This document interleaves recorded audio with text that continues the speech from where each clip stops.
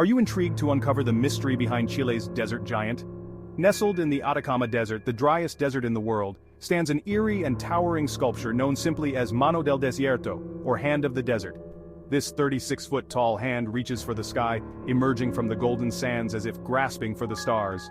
Created by the Chilean sculptor Mario Irarrázaval, this enigmatic piece of art symbolizes human vulnerability and helplessness, adding a deep, almost philosophical layer to its stark visual impact. But why a hand, you ask?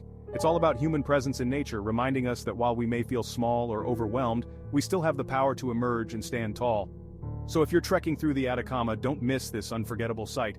It's not just a photo op, it's a moment to reflect, surrounded by the vast, silent desert. Remember, sometimes the most profound adventures are found in the least expected places. See you at the Hand in the Desert.